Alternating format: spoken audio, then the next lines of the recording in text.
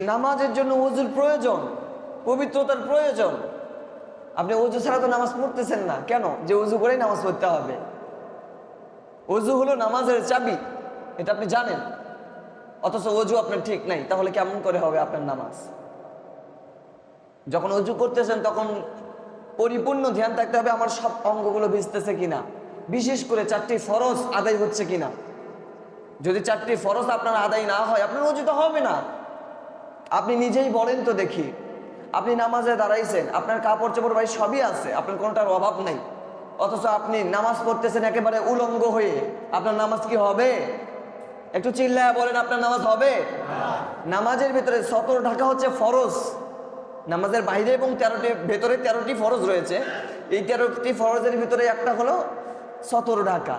কমপক্ষে আপনার জন্য নাভি থেকে নিয়ে হাঁটুর নিচ পর্যন্ত ঢাকতেই হবে, কিন্তু আপনি ততটুকু ঢাকেন নাই। আপনার